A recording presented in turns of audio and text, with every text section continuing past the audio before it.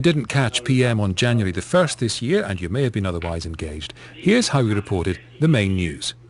Since midnight, Romanians and Bulgarians have been free to work across the European Union. For weeks there's been heated debate in the UK about whether that should have happened at all, about how immigrants should be treated by the welfare system when they get here, and about how things like schools and hospitals might cope if the influx is especially large. The midnight hour has passed, and some of the first to arrive from Romania and Bulgaria this morning were greeted at Luton Airport by a couple of members of Parliament. Yes. Hello. Keith Faz. One of the minutes. To work for your country. Yeah, no, well, we welcome people as individuals. Yes. To entirely understand why you're coming to the UK. What job did you have in Romania? The Labour MP Keith Vaz bidding good morning in Romanian, and the Conservative MP Mark Reckless asking a first-time visitor about his plans. Well, there you go. That was PM back on January the 1st. This morning, the Office for National Statistics published its latest set of data on the labour market, the first statistics since the immigration controls on Romanians and Bulgarians were relaxed. It's important to understand that these figures are about employment. They tell us the number of Bulgarian and Romanian-born people and Bulgarian and Romanian nationals in employment in the UK. They may have arrived recently and taken up employment right away. Or they may have been in the UK for some time and only recently got a job after the work restrictions were lifted. So, what are the figures?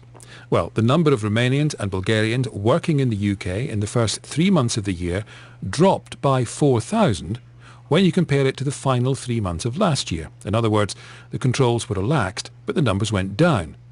But if you compare the same figures, the first 3 months of this year with the same period last year, there are 29% more Romanians and Bulgarians working in the UK than there were.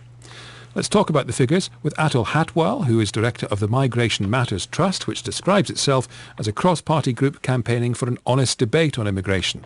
Also here, Alp Mehmet of Migration Watch, a think tank calling for reduced levels of immigration to the UK. I've got a terrible feeling you're not going to agree, but let's have a go. Because we have the figures, and I just wonder whether they mean different things to you. Atul Hatwal, what do the numbers tell you? Well, number one, they tell us that the scaremongering and the furore at the end of last year about floods of Romanians coming, and let's not forget everything was predicated on January the 1st, and we had to keep up our borders, and there were 28 million Romanians and Bulgarians coming according to Nigel Farage. That's nonsense, and the figures show that clearly. Should we take into account seasonal fluctuations? Because it's a very specific and arguably quite quiet time of the year, perhaps particularly for immigrants. Shouldn't we wait? Well, there's two things. In terms of a reason to debate, yes, we need to look at the year in the round, and we at the Migration Matters Trust have a projection that actually we are going to see more Romanians and Bulgarians over this year, about 20,000 more. What's that projection based on?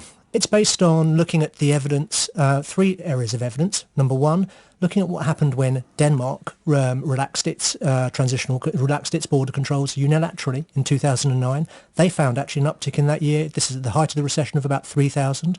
Looking at what happens when the other European countries relax their controls at the same time, so Germany and Italy. And then looking at where the existing Romanian and Bulgarian population is in the EU. So 800,000 in Italy, in Spain. So we look at combining those. You've got a projection based on completely different countries who've got different experiences and different needs in their employment workforces. And you've also got a very short period of time with which to make any kind of judgment. Is it not too early for you to say that the predictions of a flood were wrong? It's not too early to say the predictions of a flood were wrong, because if you remember, in the run-up to January the 1st, there were predictions, and Nigel Farage wrote in the Daily Express in November, that we are going to be seeing 5,000 a week. There was an amendment on the immigration bill which caused a lot of consternation in the Conservative Party. You don't think we could still see 5,000 a week? Extremely unlikely. And we said very clearly in December, in November, in October last year, we're not going to see that level of immigration. We're going to see an uptick. All right. Alp Mehmet, these numbers aren't a flood, are they, 4,000? No, they're not. And Atul knows only too well that we were among the few people who said there wouldn't be a flood. We were not saying that there are millions of Romanians on the border waiting to jump on the first plane out to the UK. Nevertheless, what these figures today show is that they are perfectly consistent with what we were saying.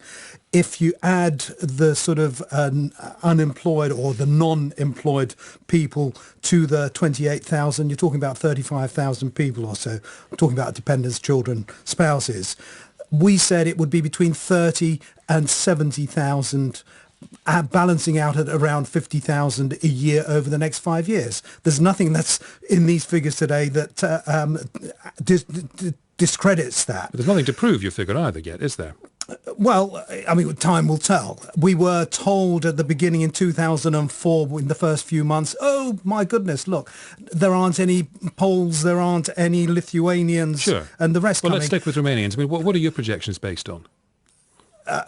We base them on the numbers already here, on the attractions of this country. If you compare someone on we're not suggesting that people are going to come here and sign on the dole, but if you compare what someone will earn in work, the benefits that they will get as a result of being on a minimum wage or thereabouts, they're going to end up being something like 8 or 9 times better off by coming to this country. Now, why wouldn't they? But we're not talking about hundreds of thousands of people. We're talking about 50,000 a year on top of all the others. Can I suggest to both of you, I'll already put this to Atul, I suppose, that these figures are, if maybe not even educated guesses, they're just guesses. They're wild guesses. Well, they're a bit far from wild and far from guesses. This is a judgment. We're making judgments all the time about what is going to happen. What's the difference between a judgment and a guess? A judgment. Well, in our case, it's a judgment. We have looked What's the difference? We have looked at the number of people who have come here. We have looked at the growth of the populations of the two respective nationalities. We have looked at what happened in 2004. Putting all those facts and factors together, we have arrived at what is a perfectly reasonable number of people. Okay. There's a question actually I wanted to pick up in terms of what Alp just said, where he talked about the attraction of wages and benefits here. How would you explain what happened in Denmark? Denmark has double the average wage of the UK, has significantly more generous benefits, and in 2009, at the height of the recession, still there was an up in terms of the migration to Denmark. There was just barely 3,000 extra in the course of the year. On the basis of what you've said, surely there should have been a lot more.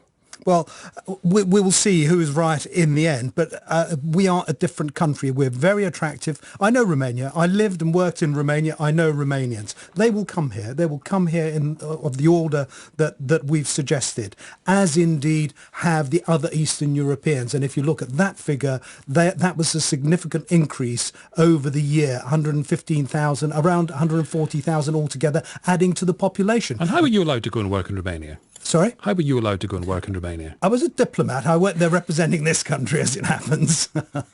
All right, for some. In the days of Ceausescu, it wasn't quite so pleasant. Okay, I was just curious. You're both suggesting that time will tell. Honestly, who do you think will be right? Well, obviously, I'm going to say that the Migration Matters Trust, I think, will be proved right. And actually, what I would say, our projection of 20,000 migrants coming who are coming over who stay for 12 months or more, which is what is in the Prime Minister's sort of net migration target, isn't actually that different to Migration Watch's, because Alp, if I'm right... Have we got agreement? Alp, if I'm right, actually you project, if you look at the numbers of migrants you're projecting to come for 12 months or more, your range is 15,000 to 35,000 a year. What we are saying is what others are saying now as well, and Atul would have said something very different a few months ago. No. We made our projection in August last year. We made them at the beginning of the year, but the fact is that we've been consistently to have shown to have been right. Okay. And you've been wrong. There we go. Last word from Alp Mehmet of Migration Watch. Also in discussion, Atul Hatwal from Migration Matters Trust.